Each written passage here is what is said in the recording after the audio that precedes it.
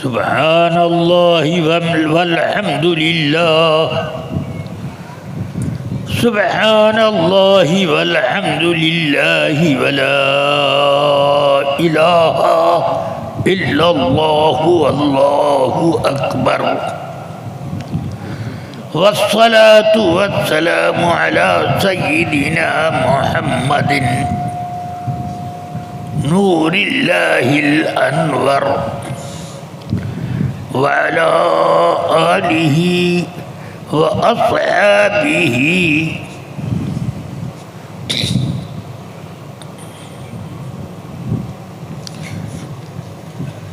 السراج الزهر صلاة تنور بها اللهم صل عليه وعليهم صلاة تنور بها وجوهنا وصدورنا وقلوبنا وقبورنا أما بعد فأعوذ بالله من الشيطان الرجيم رضي الله عنهم ورضوا عنه ذلك لمن خشي ربه صدق الله العلي العظيم.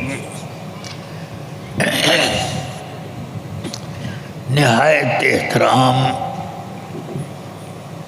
اور مکمل اہتمام کے ساتھ سید کائنات محمد الرسول اللہ خاتم النبیین رحمت للعالمین صلی اللہ علیہ وسلم کی بارگاہ بکسبناہ میں نذرانے درود و سلام پیش کرنے کی سعادت حاصل کریں. اللہم صلی علی سیدنا و مولانا محمد معدن الجود والکرم وعلی آلہ و اصحابہ وبارک وسلم.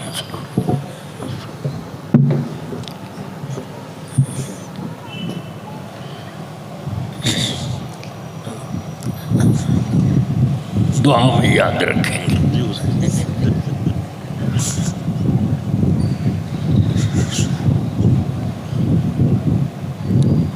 رفیقان ملت اور عزیزان گرامی،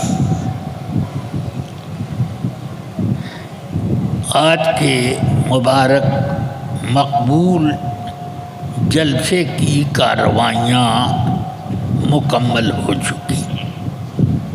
میں اس پر مہر لگانے کے لیے حاضر ہوا ہوں.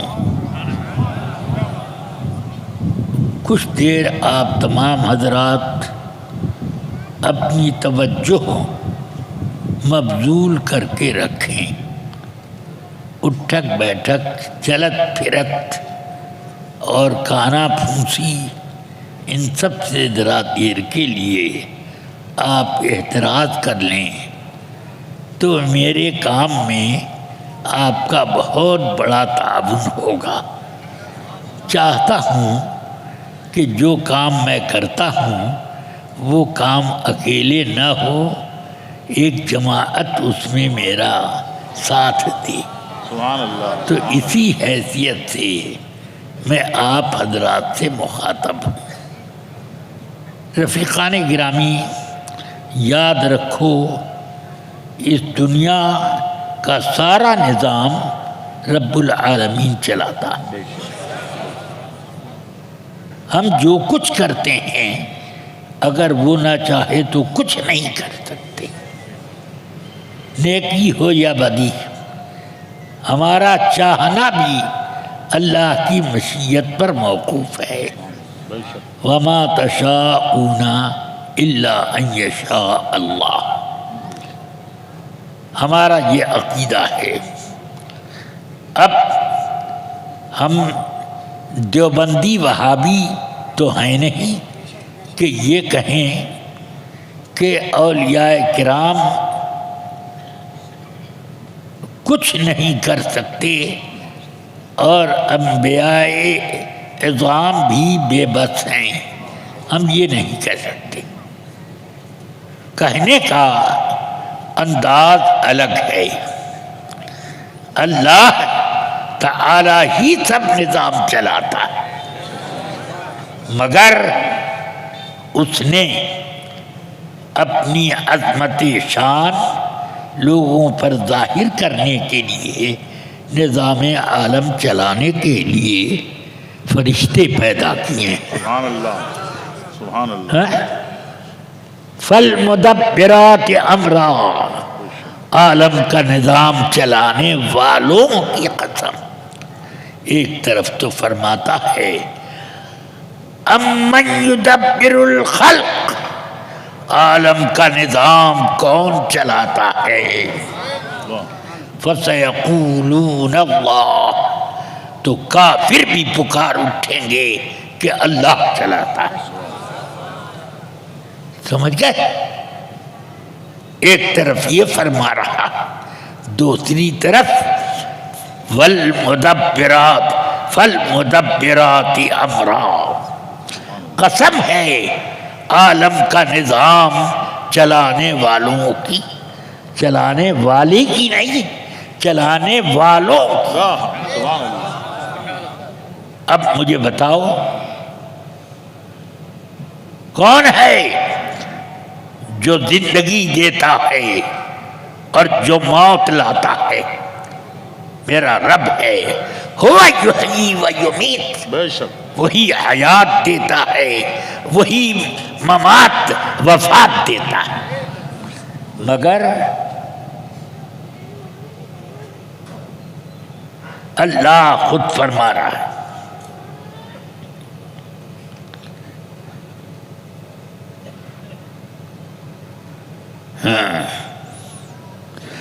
قل یتوفاکم الموت،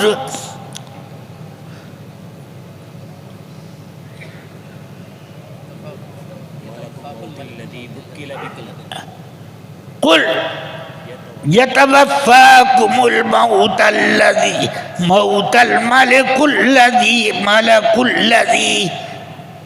وکل علیکم.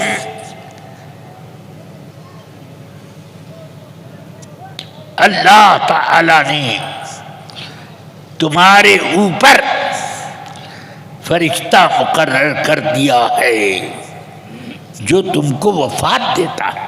اللہ اللہ فرماتا ہے اللہ یتوفی الانفس، جانداروں کو اللہ وفات دیتا ہے. اور ایک طرف فرمایا جاتا ہے قل یتوفاکم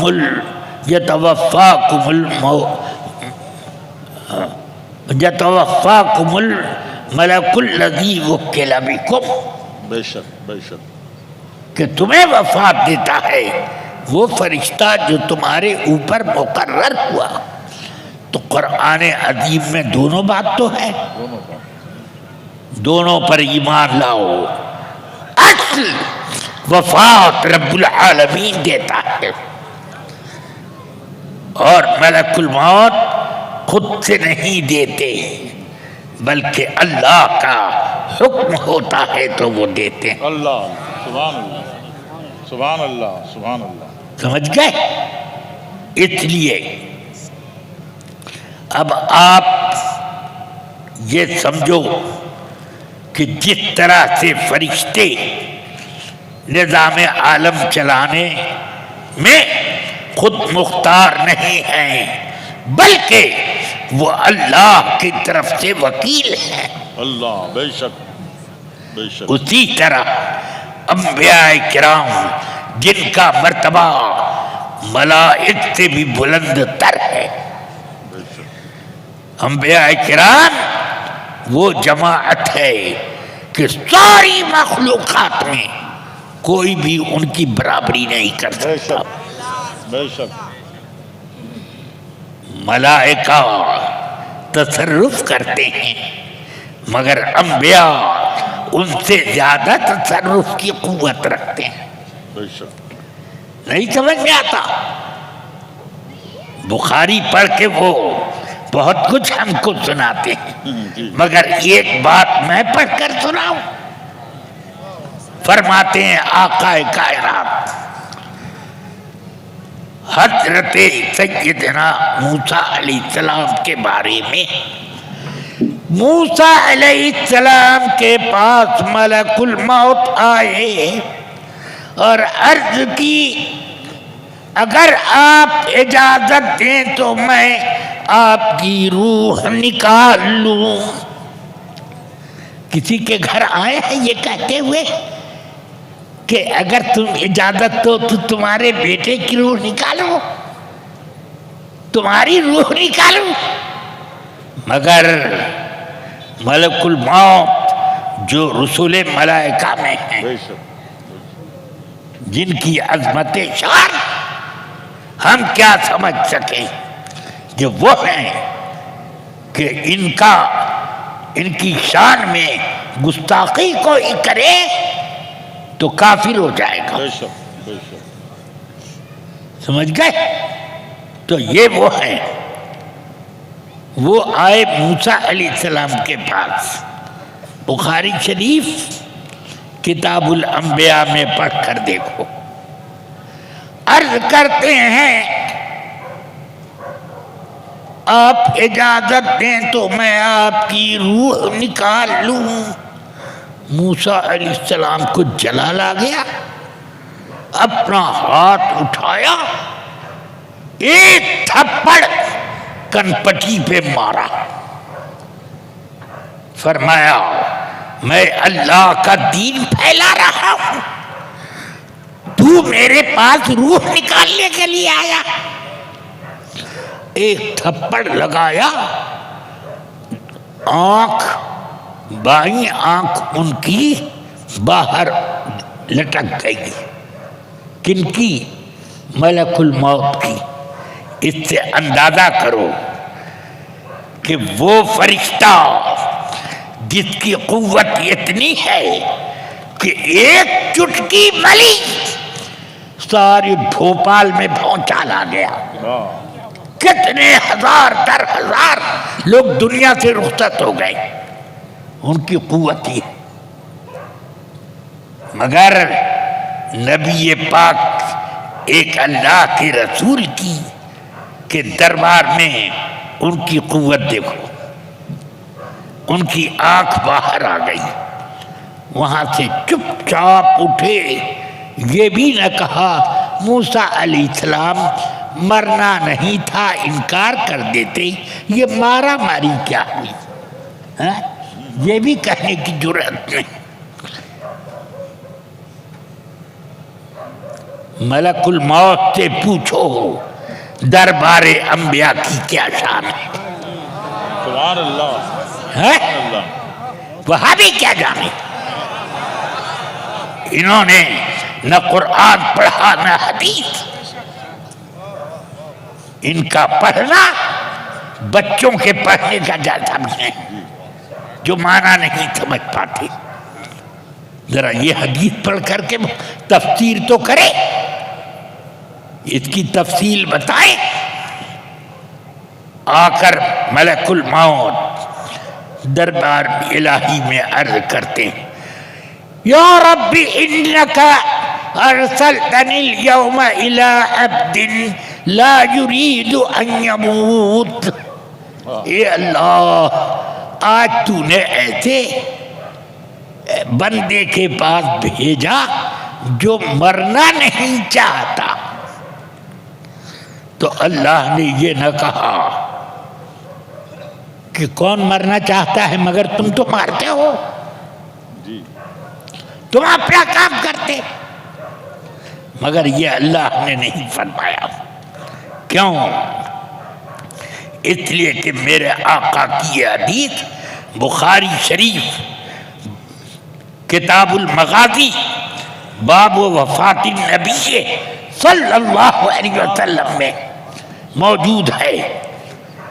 ام المومنین عائشہ فرماتی ہیں کہ میں بار بار رسول پاک صلی اللہ علیہ وسلم سے یہ سنا کرتی تھی کہ کوئی نبی اس وقت تک مرتا نہیں ہے جب تک کہ اس کو یہ اختیار نہ دے دیا جائے کہ تم اگر چاہو تو دنیا میں رہو اور چاہو تو ہمارے پاس آؤ. یہ اختیار دے دیا جاتا ہے ہر نبی کے پاس، یہ اختیار ہوتا ہے. اس اختیار کو آج حضرت موسیٰ علیہ السلام نے ملک الموت پر ظاہر کر دیا کہ دیکھو ملک الموت سارے انبیاء کے پاس جاتے ہیں، آپ اجازت دے دیجئے تو روح نکالو. اب وہ لوگ کہتے نکال لو. تو یہ مت سمجھو کہ خوش اخلاقی کے طور پر پوچھا جاتا ہے، بلکہ یہ پوچھنا ہمارے حقوق کی ادائیگی ہے. وہ ہاتھ نہیں بڑھا سکتے جب تک نبی اختیار نہ دے. تب اللہ نے حضرت ملک الموت کی آنکھ درست کر دی اور فرمایا اب پھر جاؤ موسیٰ علیہ السلام کے پاس، مگر موت کی بات نہ کرنا، زندگی کی بات کرنا. تو اب وہ آئے، السلام علیکم. وعلیکم السلام. پھر آ گئے. میں اس لیے حاضر ہوا ہوں کہ اللہ نے حکم دیا ہے کہ آپ اپنا ہاتھ بیل کی پیٹھ پر رکھ دیں. ان کا ہاتھ کتنا بڑا تھا؟ یا اللہ، میرے آقا سرور کائنات کی حدیث معراج والی بخاری اور مسلم میں ہے. فرماتے ہیں رأیت موسیٰ، میں نے معراج میں موسیٰ علیہ السلام کو بھی دیکھا. کیسا دیکھا؟ رجل جعد مربوع طوال كأنه ضرب من الرجال. بڑے گٹھیلے بدن والے اور بہت خوبصورت، پے کرے حسن و جمال، اور بہت لمبے، كأنه ضرب من الرجال. وہ اتنے لمبے کہ الگ قسم کے آدمی معلوم ہوتے ہیں. اتنے لمبے، خوبصورت بھی ہیں، لمبے بھی ہیں. خوبصورتی تناسب اعضاء کا نام ہے. یہ نہیں کہ دبلا پترا لمبا ہو جائے تو خوبصورت لگے گا. اسی اعتبار سے یہ ہو، اسی اعتبار سے آنکھیں ہوں، اسی اعتبار سے ناک کان ہوں، تب خوبصورت ہوتا ہے. سمجھ میں آئی بات؟ ہاں، تناسب اعضاء کا نام خوبصورتی ہے. خوبصورتی کی یہ میں تعریف اپنے طور پر کر رہا ہوں، مگر اس امید پر کہ کوئی محقق اس کی مخالفت نہیں کر سکتا. ہاں، تناسب اعضاء، اعضاء میں ایک تناسب ہونا چاہیے. تو فرماتے ہیں بڑے لمبے اور خوبصورت بھی ہیں. تو ہاتھ بھی اسی حساب سے، یہ چننا منا میرے ہاتھ کے جیسا نہیں، ان کا ہاتھ یوں ہوگا. اب وہ ہاتھ بیل کی پیٹھ پہ رکھیں، کتنے ہزار بال ہاتھ کے نیچے آ جائیں. اللہ نے فرمایا ہے کہ آپ اپنا ہاتھ اپنے بیل کی پیٹھ پر رکھ دیں. آپ کے ہاتھ کے نیچے بیل کے جتنے بال آ جائیں گے اتنے سال ہم عمر میں بڑھا دیں گے. یا اللہ، مجھے اجازت دے دے کہ یہ کانی انگلی ایسے رکھ دوں، اتنا سال مل جائے. لوگ ایک ایک دن کی موت کے لیے، ہر زندگی کے لیے ہاسپٹل میں لاکھ لاکھ، 2 10 لاکھ دے دیتے ہیں کہ میرا باپ ایک دن تو زندہ رہ لے. کتنا دے دیتے؟ سوچو. ان کو اب پیش کیا جا رہا ہے، یہ ہاتھ رکھ دو، ہاتھ رکھ دو. تو موسیٰ علیہ السلام سے جیسے ہی ملک الموت نے یہ کہا کہ اللہ کا نے اس لیے بھیجا ہے کہ آپ سے میں یہ کہہ دوں کہ اپنا ہاتھ بیل کی پیٹھ پر رکھیں، جتنے بال آپ کے ہاتھ کے نیچے اتنے سال آپ کی عمر میں بڑھا دیں گے. تو موسیٰ علیہ السلام کی اب دیکھو شان محبوبیت، ان کو کوئی جواب نہیں دیتے بلکہ کہتے ہیں ثم بعد ذلك یا رب، اے میرے رب اتنے سال پورے ہونے کے بعد کیا ہوگا؟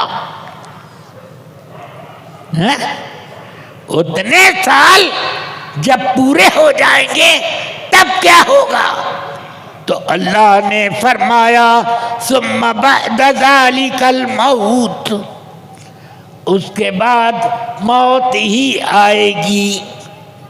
تو عرض کرتے ہیں دیکھو محبوبوں کی شان، اے اللہ مرنا ہی پڑے گا، اے اللہ مرنا ہی پڑے گا پھر بھی. ہاں تو عرض کرتے ہیں اب دیکھو بے نیازی، عرض کرتے ہیں یا اللہ جب مرنا ہی ہے تو کیا تب اور کیا اب؟ قربنی الی بیت المقدس، اے اللہ مجھے بیت المقدس سے قریب کر دے، وہیں مرنا چاہتا ہوں. تو اللہ نے زمین سمیٹ دی اور چند قدم اٹھائے بیت المقدس پہنچ گئے. پہنچے وہاں، دیکھو بخاری شریف کی حدیث سنا رہا ہوں. ہاں بانر لوگ کبھی نہیں سناتے، یہ ہم بریلویوں کا حصہ ہے. چلیے جب وہاں پہنچے تو دیکھتے ہیں کہ ایک بڑی لمبی چوڑی قبر تیار ہے اور وہاں پر فرشتے کافی تعداد میں موجود ہیں. آپ پہنچ گئے وہاں، پوچھتے ہیں لمن ھذا القبر، یہ قبر کس کی ہے؟ فرشتوں نے کہا لمن احبہ، جو پسند کر لے اس کی ہے. کہاں ہے؟ جو پسند کر لے اس کی. ہاں کہتے ٹھہرو میں لیٹ کے دیکھ لوں کہ میرے سائز کی ہے کہ نہیں. لیٹے، بالکل سائز پر فٹ آ گئی. فرماتے ہیں بلاؤ ملک الموت کو، میری روح قبض کریں. قبر میں لیٹے لیٹے وہاں پر ملک الموت کو بلایا اور روح قبض ہوئی. فرشتوں نے آپ کو دفن کر دیا. سمجھ گئے؟ رسول پاک فرماتے ہیں کسی کو پتہ نہیں ہے کہ قبر موسیٰ علیہ السلام کی کہاں ہے. لو کنت ہناک لأریتکم، میں وہاں پہنچوں تو تم کو ان کی قبر دکھا دوں گا. کسی کو کچھ نہیں معلوم مگر میرے آقا کو معلوم ہے. سبحان اللہ. اس کی تفصیل میں کرتے کرتے وقت سارا ختم نہیں کر دوں گا. ہاں وہ تفصیل کچھ آپ لوگ بھی اپنے خواب میں کر لیجیے. چلیے اب مجھے یہ بتانا ہے کہ انبیاء کرام کے تصرف کی کیا شان ہے. سبحان اللہ سبحان اللہ. سمجھ گئے؟ اور وہابیہ یہ کہتے ہیں کہ کچھ نہیں اللہ کے سامنے. معاذ اللہ، اللہ دے رہا ہے اور تم روک رہے ہو کہ مت دے. اللہ نے ان کو شان عطا کی. ایک ہی بات نہیں ہے. جب مناظرہ ہو رہا تھا تو وہ کہنے لگا کہ نبی تھے، کوئی مدد مانگنا اور نبی کے بارے میں یہ تصرف کا عقیدہ رکھنا شرک ہے. میں نے کہا شرک ہے تو اس بات کا جواب دو کہ حضرت یعقوب علیہ السلام نے فرمایا کہ میں یوسف کی خوشبو مصر سے محسوس کر رہا ہوں، اور ادھر یوسف علیہ السلام کے بھائی گئے تھے تو ان کو حضرت یوسف علیہ السلام نے انہیں اب کہا کہ بتاؤ والد صاحب کا کیا حال ہے. بھائیوں نے بتایا آپ کی جدائی کے غم میں روتے روتے ان کی آنکھ کی روشنی ختم ہو گئی ہے. سمجھ گئے؟ تو آپ نے اپنا کرتا اتارا اور وہ کرتا ان لوگوں کو دیا. اذهبوا بقميصي هذا فألقوه على وجه أبي يأت بصيرا. سبحان اللہ. قرآن مجید کی یہ آیت ہے، میں اپنی طرف سے نہیں کہہ رہا ہوں. تو میں نے کہا، انہوں نے فرمایا میرا یہ کرتا لے کر جاؤ اور والد صاحب کے چہرے پر رکھ دو، فوراً وہ اکھیارے ہو جائیں گے، آنکھ میں روشنی آ جائے گی.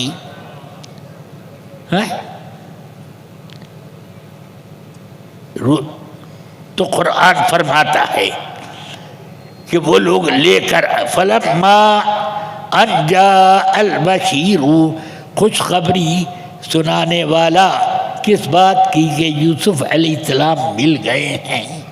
وہ خوشخبری سنانے والا جب یعقوب علیہ السلام کے پاس آیا تو اس نے آپ کے چہرے پر رکھ دیا وہ کرتا. تو فارتد بصیرا فألقاه على وجهه فارتد بصیرا، چہرے پر رکھ دیا، فوراً وہ آنکھ کی روشنی جگمگانے لگی. سبحان اللہ. سمجھ گئے؟ اللہ سبحان اللہ. یہ تو میں نے اس وہابی سے کہا یہ تصرف دیکھ رہا ہے، تو اپنا کرتا اتار اور کسی اندھے کے چہرے پہ ڈال. سمجھ میں آیا؟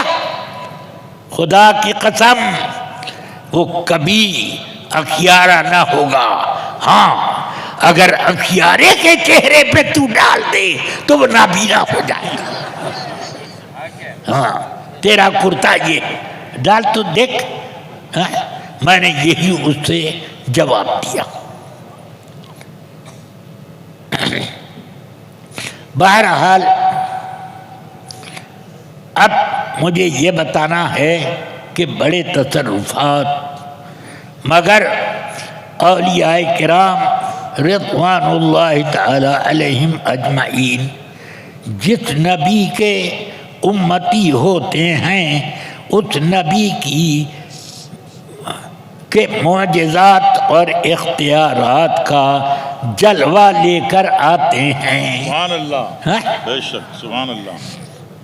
اس لیے بہت سے اور یوں بھی کہ غوث پاک فرماتے ہیں ہر ولی کسی نہ کسی نبی کا جلوہ ہوتا ہے، اور میں نبی یہ آخر الزمان بدر الکمال والجمال کا جلوہ ہوں۔ سبحان اللہ، سبحان اللہ۔ ہر ولی کسی کا جلوہ ہے، کوئی جلوہ موسیٰ، کوئی جلوہ عیسیٰ، کوئی جلوہ نوح، کوئی جلوہ آدم، کوئی جلوہ ابراہیم، کوئی جلوہ اسماعیل، کوئی جلوہ یوسف علیہ الصلوات والتسلیم، مگر غوث پاک جلوہ سرکار دو عالم۔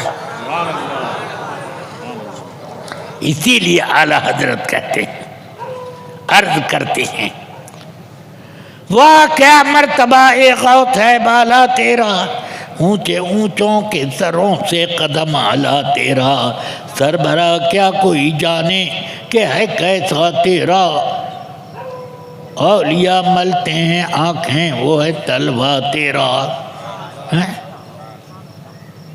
سبحان اللہ۔ ہاں، تو یہ اولیاء کرام کی شان ہے، تصرفات ہیں۔ اب حضرت سیدنا شاہ محمد سید محمد گیسو دراز رحمت اللہ علیہ، یہ حضرت سیدنا شاہ نصیر الدین دہلوی رضی اللہ تعالیٰ عنہ کے مرید اور خلیفہ ہیں۔ یہ وہ مرید ہیں جو فنا فی الشیخ ہیں۔ سبحان اللہ، ہاں، سبحان اللہ۔ فنا فی الشیخ ظاہر میں اپنے شیخ کا پرتو نظر آئے یا نہ نظر آئے، مگر وہ اندر سے باطن میں وہ اپنے پیر کا پرتو ہو جاتا ہے۔ بے شک۔ فنا فی الشیخ۔ ایک مرتبہ حضور سیدنا نصیر الدین طوسی رحمت اللہ تعالی علیہ گھوڑے پر سوار ہوئے، تو انہوں نے لپک کر آپ کے گھٹنے شریف کو بوسہ دیا، یوں لپک کہ گھٹنا بالکل گھوڑے پر سوار ہونے کے بعد گھٹنا سامنے تھا۔ تو آپ فرماتے ہیں سید فروتر، اے سید ذرا اور نیچے۔ تو انہوں نے قدم چوما، اور قدم چومنے میں آپ کی زلف جو سنت کے مطابق تھی اس کا کوئی بال لٹک کے اسی رکاب میں، رکاب کو کیا کہیں گے، ہاں، جس میں پاؤں پھنسایا جاتا ہے، سمجھ میں آیا؟ گھوڑے پر سوار ہونے کے بعد ایک وہ پائدان ہوتا ہے، اس طرح سے پیٹھ سے زین سے لٹکاتے ہیں اور اس میں دونوں پاؤں ڈال دیا کرتے ہیں۔ تو اس رکاب میں یہاں بوسہ دیا، فرمایا سید فروتر، جھٹ آپ نے بوسہ دیا قدم پاک کو، اس میں آپ کا بال لٹک کر رکاب میں پھنس گیا۔ تو فرماتے ہیں سید فروتر، اے سید ذرا اور نیچے۔ تو وہ انہوں نے ذرا اور نیچے یہ گھوڑے کے گھٹنے پر بوسہ دے دیا، کب سید فروتر، سید اور نیچے۔ تو انہوں نے گھوڑے کے یہ کھر کو بوسہ دیا، جو بال آپ کے الجھ گئے تھے رکاب میں، اب جیسے جیسے جھکتے جا رہے ہیں وہ بال بڑھتے چلے جا رہے ہیں، بڑھتے چلے جا رہے ہیں۔ اب ان بالوں کی حفاظت اتنی کی انہوں نے دیکھا کہ جتنا میں جھک رہا ہوں اتنا اونچا ہو رہا، واہ واہ واہ، سبحان۔ میرے مراتب بلند سے بلند تر ہو گئے، اس لیے وہ جھکتے گئے۔ اب ان کے دل میں پیر کے آگے جذبہ احترام اتنا بڑھا کہ میں نے اپنے مرشد گرامی کے لیے سر جھکایا جھکایا جھکایا اور بال میرے بڑھتے گئے، اکھڑ نہیں گئے، بڑھتے چلے گئے، اس لیے ان کا لقب پڑ گیا گیسو دراز۔ سبحان اللہ۔ سمجھ گئے؟ الحمدللہ آج بھی سرکار گیسو دراز کا مزار مرجع خلائق ہے، بے شک۔ وہاں سے لوگ اپنی بگڑی بنا کر کے آتے ہیں اور بہت فیض و برکات لوٹ کر آتے ہیں۔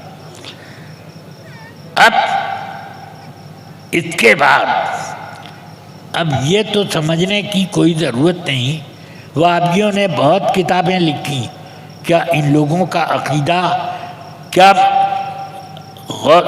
حضرت سیدنا گیسو دراز کے مزار پر، سیدنا نصیر الدین دہلوی رضی اللہ عنہ کے مزار پر، حضرت خواجگان چشت غریب نواز رضی اللہ عنہ کے دربار پر،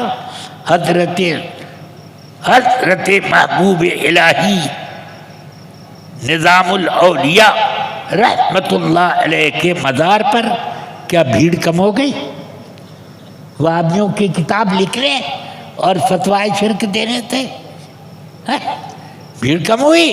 میں تو دیکھ رہا ہوں بڑھتی چلی جا رہی ہے، بھیڑ بڑھتی چلی جا رہی ہے۔ اس لیے وہابی جتنے بڑھ جائیں بڑھتے رہیں، وہ جہنم کے لیے پیدا ہوئے تو ان کی تعداد اتنی ہونی چاہیے کہ جہنم میں حل من مزید کی دعا قبول ہوتی رہے۔ ہاں، اس کے لیے ہونا چاہیے۔ خیر، حضور صدر الشریعہ بہت کچھ آپ نے جناب مفتی شاہد رضا صاحب سے سماعت فرمایا۔ میں اتنا ایک عرض کر دوں، حضور صدر الشریعہ علی رحمہ اعلیٰ حضرت سے مرید ہوئے، پٹنہ مدرسہ حنفیہ میں آپ درس دیتے تھے، اور اس مدرسے کے معتمد قاضی مولانا قاضی عبدالوحید صاحب رحمۃ اللہ علیہ تھے۔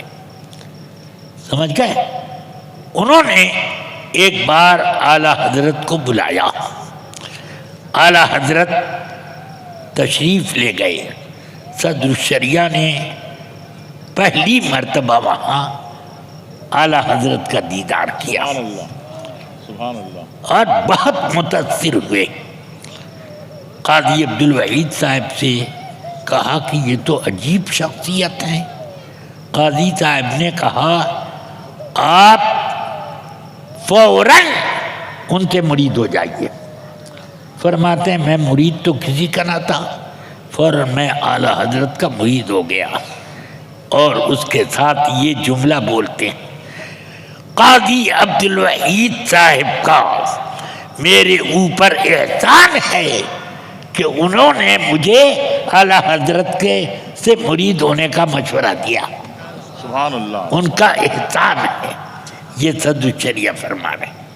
پھر ایک وقت آیا کہ اعلیٰ حضرت رضی اللہ عنہ نے محدث سورتی رحمۃ اللہ علیہ کو خط لکھا، میرے پاس کاموں کی بہت بھیڑ لگ گئی، کام میں دقتیں پیش آ رہی ہیں، آپ کے شاگردوں میں کوئی اچھا قابل اعتماد شاگرد ہو تو وہ مجھے آپ عطا کر دیں۔ حضرت محدث سورتی علی رحمہ نے فوراً حضرت صدر الشریعہ کو خط لکھا، سبحان اللہ، سبحان اللہ۔ خط لکھا کہ آپ اپنی تمام ذمہ داریاں کسی کو سپرد کر کے میرے پاس فوراً آئیں۔ میں پہنچا وہاں، مجھے لے کر حضرت محدث صورتی علیہ الرحمہ بریلی شریف آئے اور اعلیٰ حضرت کی خدمت میں پیش کیا. یہ کہا حضور ایک انمول موتی آپ کی خدمت پیش کرنے کے لیے لایا ہوں. سبحان اللہ سبحان اللہ. ذرا سوچو، جس پر اپنا استاد اتنا ناز کرے سبحان اللہ. اور وہ بھی استاد آج کل کے استاد جیسا نہیں ہے، میرا جیسا استاد نہیں، بلکہ وہ جو درجہ ولایت پر فائز، سبحان اللہ سبحان اللہ. یہ درجہ مقبولیت میں تھے، جن کو اعلیٰ حضرت محدث صورتی نہیں کہتے تھے، اسد السنہ کہا کرتے تھے. اعلیٰ حضرت اپنی زبان مبارک سے کہتے اسد السنہ. سبحان اللہ. وہ محدث صورتی علیہ الرحمہ. تو اب اعلیٰ حضرت نے فوراً ایک صفحے کی عبارت لکھ کر کے، عربی کی بہت مشکل عبارت لکھ کر کے دے دی، یہیں بیٹھے بیٹھے اس کا ترجمہ کر دیجیے. فوراً صدر الشریعہ نے قلم اٹھایا اور لکھتے گئے ترجمہ، دیکھتے گئے ترجمہ، لکھتے گئے، لکھ کے پورا ہو گیا. اعلیٰ حضرت کو پیش کر دیا. اعلیٰ حضرت ترجمہ دیکھ رہے ہیں. صدر الشریعہ کو ایک مرتبہ دیکھتے، ایک مرتبہ ادھر دیکھتے، پھر یوں دیکھتے، پھر یوں. صدر الشریعہ نے بار بار یہ منظر دیکھا تو سمجھے میرے ترجمے میں کوئی نہ کوئی کسر رہ گئی ہے، جس کی وجہ سے مجھے، آپ یوں دیکھ رہے ہیں کہ ایک طرف انمول موتی اور دوسری طرف ایسی غلطی. تو چپکے سے اٹھے اور وہ گھر چلے آئے. تو اب اعلیٰ حضرت نے تلاش کروایا، معلوم ہوا کہ وہ تو چلے گئے. تو لکھا خط محدث صورتی کو، آپ کا انمول موتی گم ہو گیا. تو خط لکھا حضرت محدث صورتی علیہ الرحمہ نے کہ کہاں چلے آئے، گھر سے فوراً واپس آؤ. اپنے پاس بلایا، لے کر گئے. تو اعلیٰ حضرت ان کے ترجمے کی خوبی دیکھ رہے تھے کہ دیکھنے میں یہ ایک نوجوان اور اتنی گہرائی سے ترجمہ اور اتنا شاندار ترجمہ کیا. محدث صورتی کو لے کر پہنچے تو فرمایا کیا آپ یہیں رہیے، کوئی آپ کو تکلیف نہ ہوگی.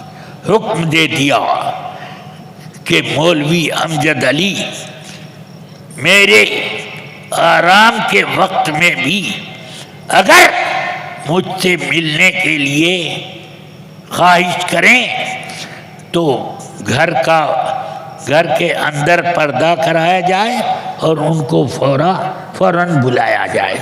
یہ قرب، یہ شان اعلیٰ حضرت نے فرمایا. مولوی صاحب دیکھیے، میں کتابوں کی تصنیف اور فتویٰ نویسی میں اتنا مصروف رہتا ہوں کہ مجھے موقع نہیں ملتا کہ دور دراز سے آنے والے لوگوں کو خود مرید کر سکوں. لہذا میں اپنی طرف سے مرید کرنے کے لیے آپ کو وکیل بناتا ہوں. جو لوگ آتے ہیں آپ میرا مرید ان کو بنا دیجیے. سبحان اللہ سبحان اللہ. کسی کو اپنی بارگاہ کے حاضرین میں سے کسی کو یہ منصب نہیں دیا، صرف اور صرف حضرت صدر الشریعہ کو.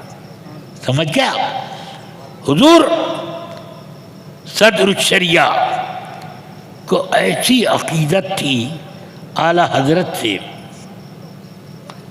فرماتے ہیں کہ جب آپ مرض وفات میں تھے، اس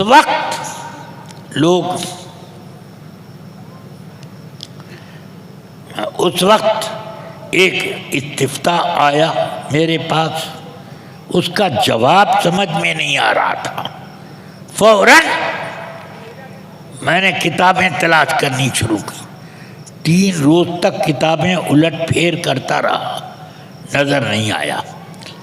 میں نے دروازے پر جا کر اجازت ملاقات کی پیش کی، فوراً اجازت ہوئی، پردہ ہو گیا، پہنچا، سلام کیا، فرمایا وعلیکم السلام، کیسے آنا ہوا؟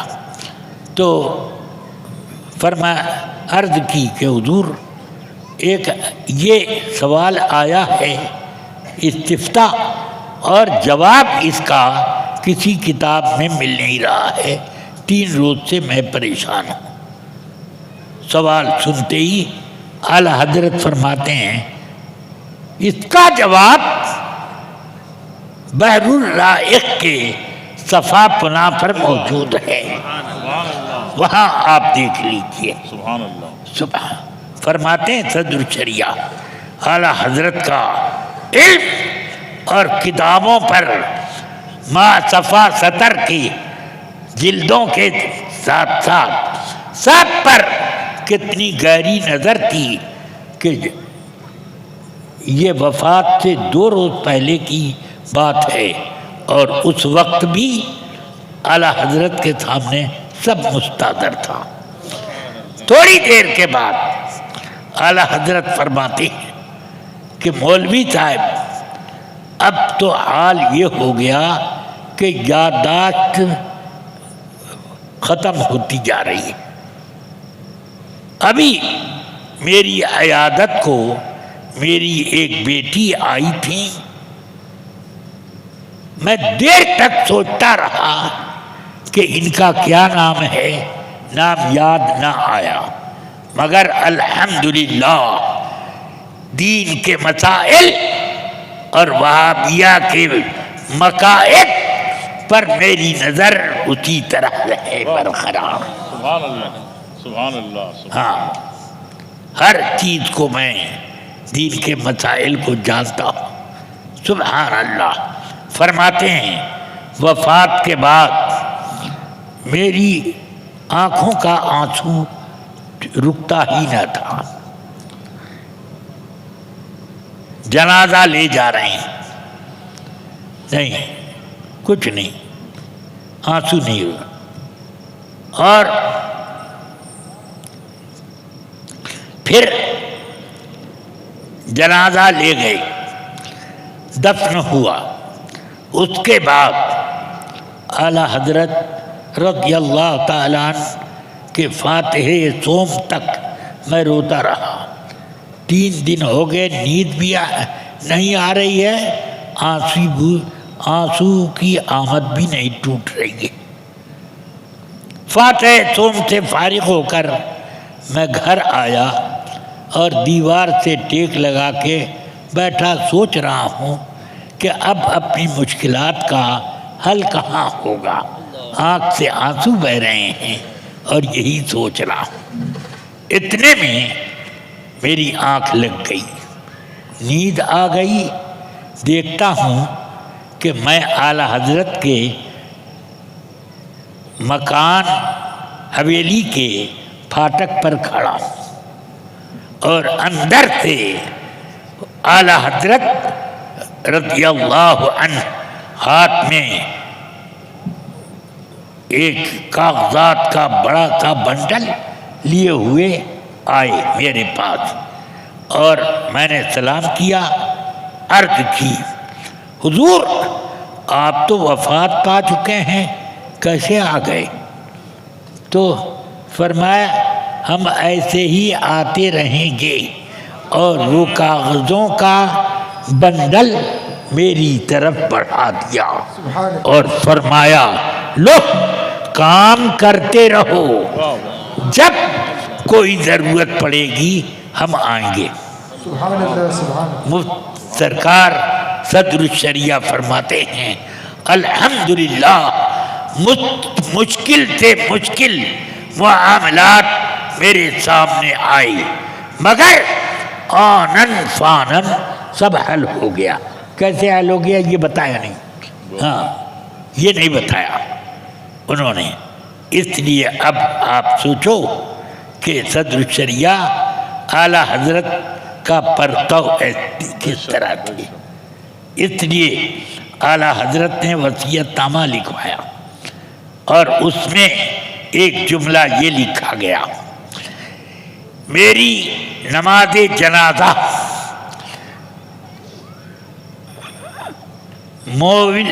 مولوی حامد رضا یعنی حجت الاسلام پڑھائیں اس شرط پر کہ فتاوی رضویہ میں حدیث کے اندر وارد جتنی دعائیں نماز جنازہ کی ہیں میں نے وہ سب دعائیں لکھ دی ہیں فتاوی رضویہ میں.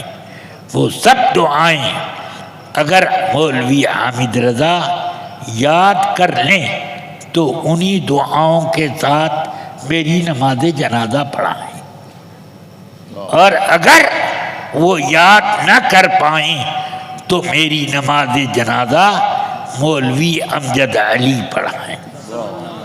ان کے لیے یہ بھی نہ کہا کہ یہ دعائیں یاد کر لیں تب پڑھائیں. اس کا مطلب ہے کہ اعلیٰ حضرت جانتے تھے کہ ان کو ساری دعائیں یاد ہیں. یہ سبحان اللہ. اس سے آپ سمجھ سکتے ہیں کہ اعلیٰ حضرت سے حضرت صدر الشریعہ کو کیا قرب خاص حاصل تھا. سمجھ رہے ہیں آپ. اور کسی کو مرید بنانا یہ عقیدت اور دل کی کے تعلق کا جوڑنا ہوتا ہے. اس کام کے لیے صدر الشریعہ کا انتخاب بہت بڑی چیز ہے, بہت بڑی بات ہے. اللہ تعالی کرم فرمائے. رہ گئے میرے تاج الشریعہ. الحمدللہ حضور تاج الشریعہ تھے. میری عمر 8 سال زیادہ ہے مگر اور میں نے اس عمر میں کئی بار ان کو اپنی گود میں لیا بھی ہے. ایک مرتبہ انہوں نے میرے پیٹ پر دانت بھی کاٹ لیا تھا, وہ بھی یاد ہے مجھ کو. مگر الحمدللہ اس دانت کے کاٹنے کا یہ اثر ہے کہ پیٹ کی بیماریاں سب کو لگتی ہیں کچھ نہ کچھ, مگر میری 2 دن سے 3 دن میں کافور ختم. یہ اسی کا اثر ہے. سمجھ گئے. بڈھا ہونے کے بعد آدمی پیٹ کی بیماریوں میں تو ایسا الجھ جاتا ہے کہ اس کی بھوک مر جاتی ہے, کھانا ہضم نہیں ہوتا. مگر الحمدللہ یہ ہے برکت. تاج الشریعہ سبحان اللہ. یمن میں ایک مرتبہ آپ دمشق گئے, ملک شام کا دارالسلطنت ہے, تو تشریف لے گئے, ایک جگہ قیام کیا. یمن میں ایک بزرگ کی رات کو نظر پڑی آسمان کی طرف, کچھ غیبی تجلیاں آپ کو ایسے نظر آئیں کہ یہ جگہ تو ملک شام میں پڑتی ہے, یہ اس کے اوپر کا یہ حصہ ہے. معلوم ہوتا ہے کہ وہاں پر اللہ کے کوئی بہت بڑے برگزیدہ بزرگ آئے ہوئے ہیں, محبوب آئے ہوئے ہیں. تو انہوں نے سفر کیا, آ کر خاص بڑے لوگوں سے پوچھا یہاں کوئی بزرگ آئے ہیں؟ تو ایک بزرگ نے بتایا ہاں آئے ہیں فلاں جگہ قیام پذیر. تو یہ وہاں گئے، قدم بوسی کی اور فرمانے لگے واللہ یہ اللہ کے نور کا جلوہ ہے. سبحان اللہ سبحان اللہ. فیضان حضور تاج الشریعہ، بستی بستی قریہ قریہ، رفیق تاج الشریعہ. آپ کے علم کی شان بڑی نرالی، مگر یہ سب خوبیاں اپنی جگہ، اور ایک طرف یہ کہنا ہاں نگاہ مفتی اعظم کی ہے یہ جلوہ گری، نگاہ مفتی اعظم کی ہے یہ جلوہ گری، کہ چمک رہا ہے یہ اختر ہزار آنکھوں میں. اپنا کمال سرکار مفتی اعظم کی طرف منتقل کر دیا. اور بے شک سرکار مفتی اعظم نے جو ان کو نوازا ہے وہ انہی کی خصوصیت ہے. میں نے خود مفتی اعظم کے ہاتھ کی وہ تحریر پڑھی. میں اپنی علالت اور درازی عمر کی وجہ سے بہت سے لوگوں کا یہاں پر آنے کے بعد ان کا کام نہیں کر پاتا، اور نہ میں ان سے ملاقات کا موقع نکال پاتا. علالت کا بھی زمانہ تھا، اس لیے میں مولوی اختر رضا خان کو اپنا قائم مقام بناتا ہوں. یہ نہیں لکھا کہ جانشین بناتا ہوں، جانشین نہیں لکھا، یہ لکھا اپنا قائم مقام بناتا ہوں. کیا مطلب؟ میری جگہ پر یہ اسی منصب کو یہ چلائیں گے. سبحان اللہ سبحان اللہ. سمجھ میں آیا؟ جب سرکار مفتی اعظم کی وفات ہوئی تب یہ میں نے تحریر پڑھی. کچھ علماء کرام کی رائے یہ تھی کہ مفتی اعظم کا جانشین تاج الشریعہ کو بنایا جائے. دو ایک لوگوں نے کہا نہیں فلاں صاحب کو بنایا جائے. حضرت کہنے لگے اس منصب کی حفاظت کے لیے فلاں صاحب تو مناسب نہیں ہے، مجھ سے خود کا. تو میں نے کہا دیکھیے وہ اس منصب کو چھوڑیں گے نہیں، اپنی ضد پر قائم رہیں گے. آپ بالکل بے نیاز ہو جائیے، کیونکہ تو اعلیٰ حضرت کے فیض و برکات ان سے کیسے بٹیں گے. میں نے کہا الحمدللہ میں مفتی اعظم کی عنایتوں سے یہ دیکھ رہا ہوں کہ خلق خدا آپ کے قدموں پر گرتی چلی جا رہی ہے.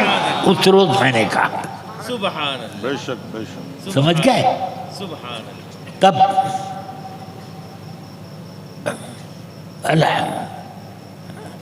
تو میں نے کہا کہ سن لیجئے آپ سرکار مفتی اعظم کے مرید ہیں اور خلیفہ ہیں اور قائم مقام ہیں، اس لیے مفتی اعظم کسی سے نہیں یہ بولتے تھے کہ مرید ہو جاؤ، اور نہ ان کے لیے کوئی کہتا تھا کہ آپ لوگ مفتی اعظم سے مرید ہو جاؤ. خود لوگ عرب سے غرب سے ادھر سے ادھر سے آ کر آپ کے ہاتھ پر مرید ہوتے. سمجھ گئے؟ علالت کے درمیان ایک صاحب مفتی اعظم کی خدمت میں ملاقات کے لیے آئے. حضرت کے خادم بابو میاں تھے. انہوں نے کہا حضور یہ پاکستان سے آئے ہیں, حضور کی زیارت کے لیے ان سے مل لیں. دیکھا بالکل داڑھی صاف تھی, یعنی گونڈل کے وہ رہنے والے تھے, بالکل چکنے. فرمایا تمہاری داڑھی کہاں گئی؟ تم پاکستان سے آئے ہو کہ کفرستان سے آئے ہو؟ تم شرم نہیں آتی کہ اللہ کا کلمہ پڑھتے ہو اور تم اس کے حکم کے خلاف جاتے ہو؟ یہ سرکار مفتی اعظم کا انداز تھا. بڑے بڑے لوگوں کو میں نے دیکھا کہ ان کے مفتی اعظم کو میں نے دیکھا کہ کسی امیر کبیر کو دیکھ لیا کہ سونے کی انگوٹھی پہنے ہوئے, فوراً اس کا ہاتھ پکڑ لیتے, انگوٹھی اتارو اور گھر کی کسی عورت کو دو, تمہارے لیے حرام ہے, نکالو. سمجھ گئے؟ اور کوئی پیر ہوتا تو یہ کہتا مجھے دے دو, مگر سبحان اللہ کیا شان تھی. میں نے یہی حال تاج الشریعہ کا بھی کئی مرتبہ دیکھا. 2 انگوٹھی کوئی پہنے تو آپ اس کا ہاتھ پکڑ لیتے, 1 انگوٹھی اتار, 3 4. آج کل تو بابا لوگ 12 انگوٹھی پہنتے ہیں اور کچھ تو 20 انگوٹھی پہنتے ہیں, 2 اس انگلی میں, 2 اس میں, 2 اس میں, 2 اس میں, 2 اس میں, اس طرح سے. تو یہ بابا گیری نہیں چلتی ہے, یہاں حکم رسول چلتا ہے. سمجھ گئے؟ جس کی وجہ سے وہ تاج الشریعہ ہے. اور ان سڑک چھاپ پیروں کا حال یہ ہے کہ ان کو مرنے کے بعد کوئی پہچانتا بھی نہیں. ہاں کہاں ہے؟ اللہ تبارک و تعالی میرا حشر ان سب بزرگوں کے قدموں میں فرمائے اور آپ لوگوں کو بھی انہی بزرگوں کے ساتھ اٹھائے. شرط یہ ہے کہ اعلیٰ حضرت کا مسلک مضبوطی سے تھامو. سمجھ گئے؟ وہابیوں کو اپنا دشمن ایمان سمجھو, دشمن جان ہو کہ نہ ہو, مگر دشمن ایمان سمجھو. صلح کلیوں سے دور و نفور رہو. اور جو لوگ یہ رافضیت کی تعلیم دیتے ہیں ان سے بھی بچو. حضرت امیر معاویہ کی شان میں گستاخیاں کرنے کا اب رواج پیدا ہو رہا, معاذ اللہ, یہ رافضیت ہے. سمجھ گئے؟ ورنہ سنو امیر معاویہ کی کتنی حدیثیں جو انہوں نے رسول پاک سے سنی بخاری شریف میں موجود ہے. ہاں من یرید اللہ بہ خیرا یفقہہ فی الدین, یہ کس نے روایت کی؟ سبحان اللہ. کس نے روایت کی؟ اسی طرح مسلم شریف اٹھاؤ, اذان کے جواب کی حدیث کس نے بتائی؟ کہ رسول پاک کو میں نے سنا کہ مؤذن یہ لفظ پکارتا تو آپ کیوں جواب دیں, یہ پکارتا تو یہ جواب دیتے, یہ پکار, اخیر اذان تک کا سب جواب انہوں نے روایت کیا. سبحان اللہ, انہوں نے دین کی اشاعت کی. میں اتنا جانتا ہوں کہ بخاری شریف میں ایک حدیث ہے, فرمایا اس میں راوی نے کہا کہ حضرت حسن ابن علی یعنی امام حسن رضی اللہ عنہ رسول پاک منبر پر تھے، وہ لڑکھڑاتے ہوئے گھر میں سے یعنی حجرہ عائشہ سے چلے آنے لگے، لڑکھڑا رہے، قدم ٹھیک سے جم نہیں رہے، تو رسول پاک منبر پر وعظ فرما رہے تھے، اترے اور لپک کر ان کو گود میں اٹھایا اور منبر پر اپنے ساتھ بٹھا لیا اور فرمایا، یہ حدیث بخاری کی ہے، ان ھذا ابنی سید لعل اللہ یصلح بہ بین فئتین عظیمتین من المسلمین۔ سبحان اللہ، سبحان اللہ۔ میرا یہ بیٹا سید ہے، مسلمانوں کا سردار ہے۔ کیسے کہ اللہ تعالی اس کے ذریعے سے مسلمانوں کی دو بڑی بڑی فوجوں میں صلح کرائے گا۔ کس نے صلح کرائی؟ امام حسن کے زمانے میں امیر معاویہ لمبی فوج لے کر آئے اور ان سے بڑی فوج امام حسن لے کر نکلے، ایک ٹیلے پر چڑھ کر دونوں طرف دیکھا، ارے وہاں تک یہ میری فوج اور آگے تک، اگر یہ دونوں بڑی بڑی فوجیں آپس میں لڑیں گی کتنا خون بہے گا، اور وہ خون مسلمانوں ہی کا تو ہوگا، ادھر بھی مسلمان ادھر بھی مسلمان، خون مسلمانوں کا بہے گا۔ آپ ٹیلے سے اترے، معاویہ کو بلاؤ، مجھ سے صلح کی شرطیں طے کریں۔ سمجھ گئے؟ امیر معاویہ فوراً آ گئے، یہ نہیں سوچا امیر معاویہ نے کہ حسن اکیلے مجھے بلا کر قتل نہ کر دی، یہ نہیں سوچا، وہ سب جانتے تھے کہ جن کی شان بڑی عظیم ہے۔ وہ حسن اپنے نفس میں بھی تھے، اپنی روح میں بھی تھے، اپنے جسم میں بھی تھے، ہر اعتبار سے حسن۔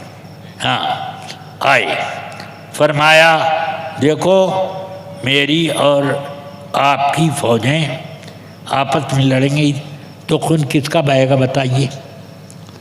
ان کا مسلمانوں کا بہے گا۔ آپ کو پسند ہے؟